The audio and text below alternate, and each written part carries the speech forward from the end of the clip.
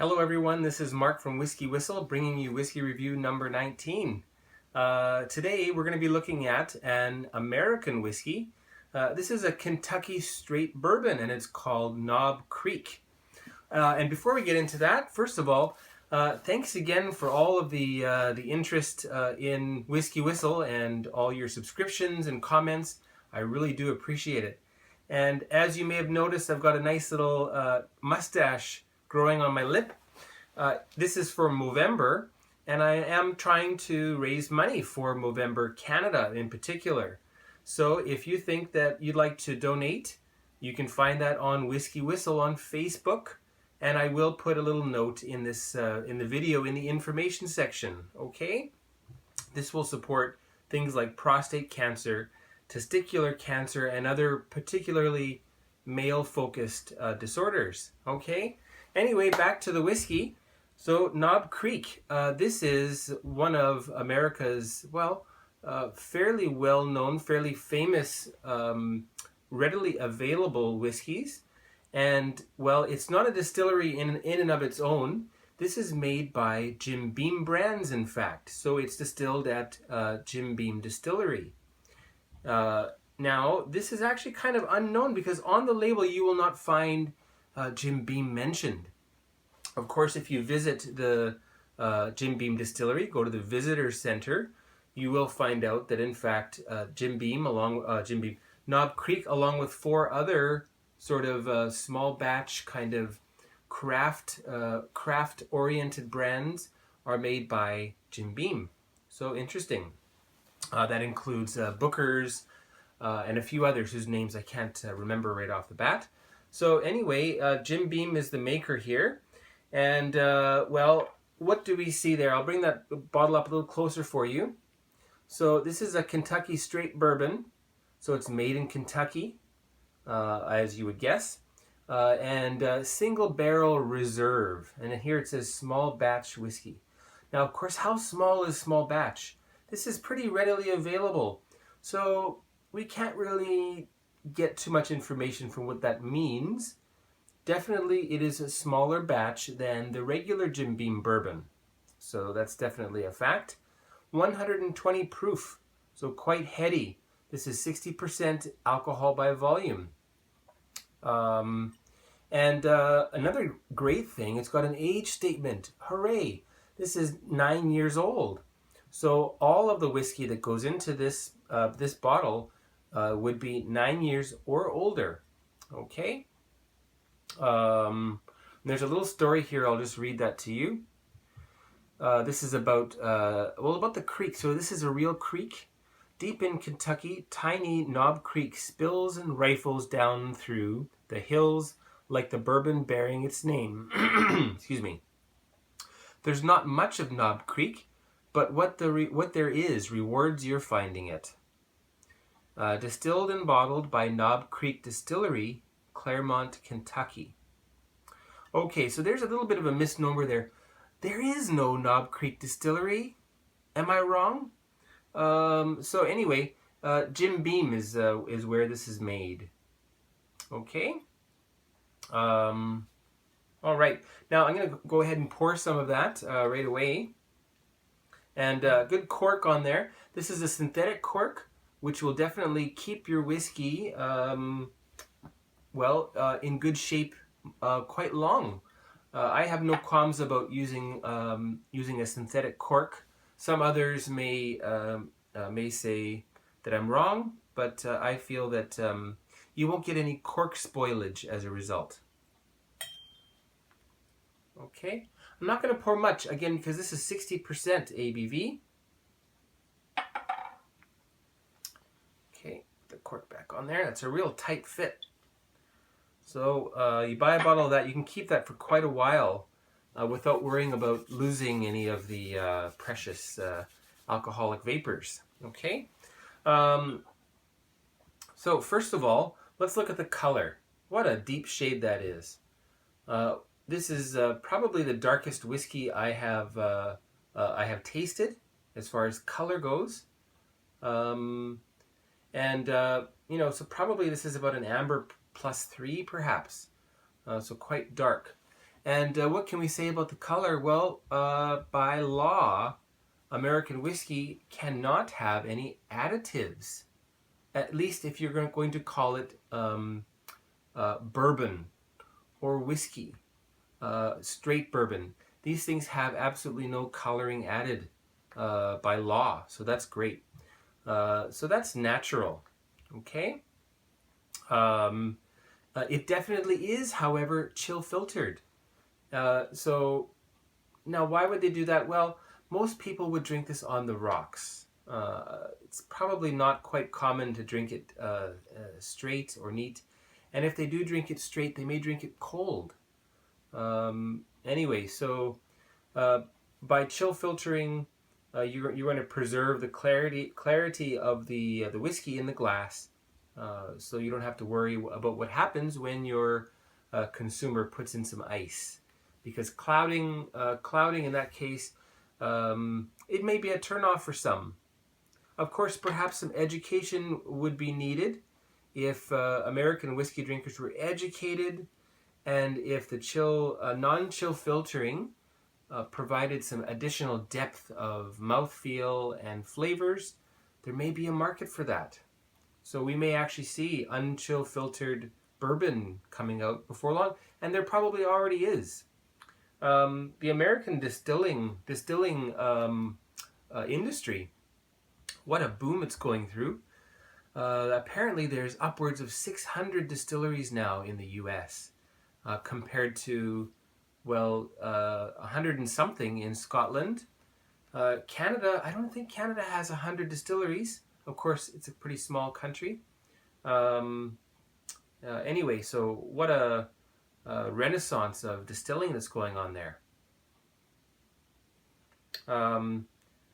As soon as you open the bottle, you're going to smell vanilla and caramel. And again, it's 60% alcohol by volume, 120 proof. You do get an alcohol waft when you smell that. And what else? What else am I smelling? There's something buttery there, like a buttered popcorn. And being bourbon, it is 51% corn on the mash bill. That's another regulation of bourbon. And just going to refer to my notes here. And of course, with the time in the cask, 9 years, and bourbon must use new casks. They cannot use refill casks, so you do get quite an oaky kind of a flavor, kind of a scent coming through there. So I'd liken that to not just oak, but also an oak and pine forest. Perhaps after a rainy day when you can really smell the wood. And there's something fruity in there too, and I'm going to call it strawberry jam. Okay, so it has that pungent, strong, sweet smell of strawberry jam when you open the jar. And lastly, I was thinking chocolate, but it's not really chocolate. I'm going to go with Tootsie Roll. Okay, so there's a Tootsie Roll note there on the nose.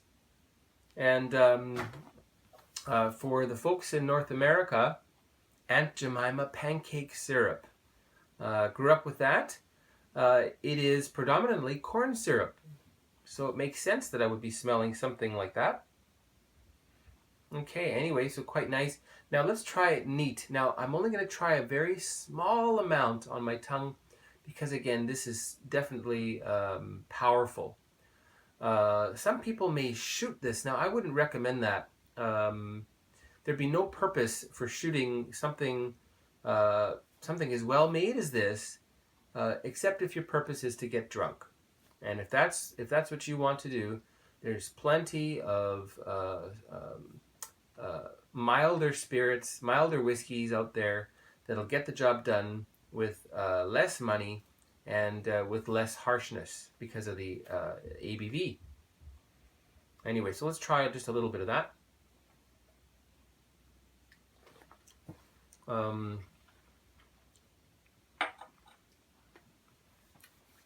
Even though it is 60%, you can drink it in small amounts neat. It is powerful, no doubt, and you will get a bit of hotness from the whiskey. We'll talk a little bit about that later. There's sweetness there. There's a bit of that jammy note, and there's big vanilla. And these are all things that kind of define what bourbon is. And the finish is dry. It's tannic from that that potent wood that's being used, and you do get that little bit left over of the I can't speak right now. There's a little bit of leftover strawberry jam on my tongue, even as I'm talking to you now. So interesting. The finish is medium, slightly long. I can still taste it now, well, so that's getting near on a minute. So great. Now, I would say this is best consumed with water. So get some good quality water, which I have right here. This is spring water, not tap water. I would avoid that unless you know where your tap water comes from, and all the pipes are clean and everything else. Of course, you'll just let your nose and your palate tell you whether your water is suitable. Okay, and so that's about a little less than 20 milliliters, I would say. I'm going to add in quite a lot. 1, that's 5, that's 10.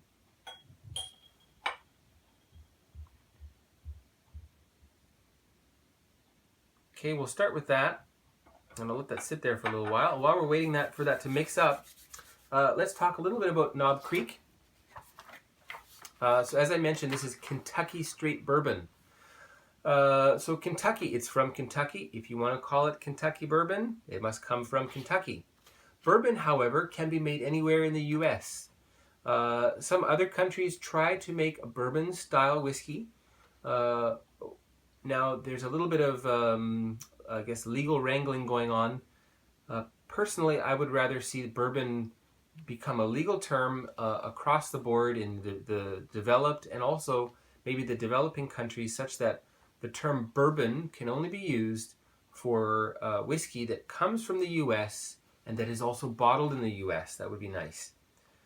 Okay, anyway, so again, I mentioned this is from Jim Beam. Jim Beam, in turn, is owned by Beam Suntory, which is a subsidiary of the Suntory group of Japan. And this is not the first Suntory owned product or Beam Suntory owned product that I reviewed. Way back when, I reviewed Lafroig 10-year-old, which is also a Beam Suntory brand. Okay, I mentioned it's all natural in color. It is chill filtered. Okay, this brand came out in 1992, and so it's been around quite a while. It has quite a following as well, and you can see that if you look on the SNS, lots of Knob Creek popping up. What does straight mean? Straight means that the bourbon, the whiskey, has matured for 2 or more years in new charred oak barrels. So those are legal requirements of the term. Bourbon, however, to be called simply bourbon, it actually does not have to be aged much at all. I believe even as young as three months in new charred oak barrels is long enough to call it bourbon whiskey when it comes out. Interesting. Okay. If you hear a noise, you can hear my dog having some water. Rocky, go to bed. Okay, sorry about that. Okay, and what else can we talk to you? What else can I tell you about bourbon? Bourbon must be 40% alcohol or more, 80 proof or higher, just like Canadian whiskey, just like Scotch whiskey, Irish whiskey, Japanese whiskey, I believe Australian whiskey, Indian whiskey, African whiskey. Okay, so 40% or more. And then interestingly, in the barrel, it cannot be more than 62.5%. That's the maximum. So I believe that's actually a little bit lower than requirements for Scotch whiskey. So interesting. Bourbon, as opposed to Scotch whiskey, uses a mash bill. What is that? Well, as we know, it's made with corn, but not just corn. It must be 51% corn. The remainder can be other grains, such as wheat, such as rye, such as malted barley, malted wheat, malted rye, or other grains. Okay, so often they use a sour mash. A sour mash is kind of like sourdough. You have a natural fermentation that goes on, so no yeast. There could be yeast, however, but the fermentation has occurred, and then you take the fermented mash and you put that into the unfermented mash, and so that's how you get your fermentation happening. Okay, and bourbon uses column stills predominantly. So these are the big tall ones, and the ones that Jim Beam uses are apparently 5 stories in height, so quite tall. They do produce higher ABV than pot stills. However, pot stills are often used in the bourbon industry to add some flavor. So pot stills are kind of known for their flavor. Column stills are known for their efficiency. In the U.S. they're often called a doubler. And the Jim Beam distillery, the column stills take it to 125 proof, and then the doubler or the pot still brings it up to 135 proof. And then, of course, that will have to be reduced down to 62.5%, or back down to 125, with the addition of water before it goes in the barrel. Okay. All right. So let's taste that with water. We'll nose it first. What I'm finding on the nose, you get a bit of cinnamon, and you still have that strawberry note there, and then also some white grape comes through, and you can smell a little more of the wood smoke from the char. And Jim Beam apparently uses quite a heavy char, which you'll see rolling through there. So that's the nose, and on the palate, I missed him, but we saw Fred No. He is the master distiller. Thank you very much, sir. Let's try that let's try that with water.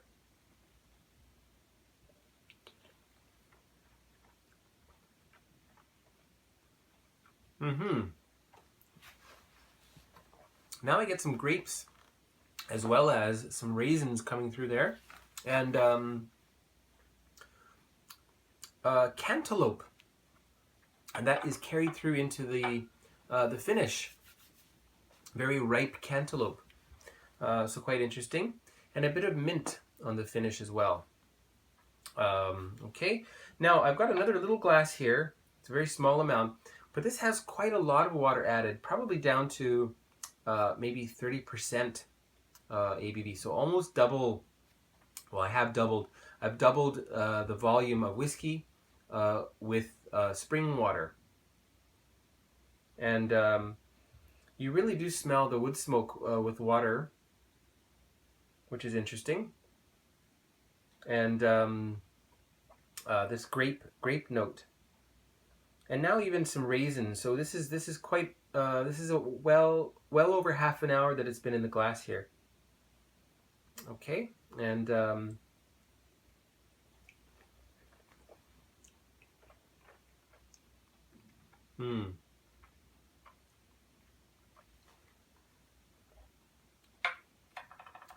strawberries and grapes and raisins, and then that lovely cantaloupe finish. So quite nice. Now, one more thing we'll do, as most people do in USA, they will have this on the rocks. So I've got a couple of nice pieces of nice, clean, clear ice there. And I'll just put that in. May as well throw in the other. Okay. So a rocks glass, or an old-fashioned glass. Let's let that swirl around a little bit while we're waiting. That's the warehouse, quite tall. That's where they store the barrels. Here's the charring. So that's char number 1, 2, 3, and 4. You can see how dark that is. And there's Mr. Fred No. Cheers, sir. I'm going to clink your glass. Cheers to you. All right, let's try that on the rocks to finish the review. Boy, you hardly smell anything on the rocks. A little bit of vanilla. Let's try it.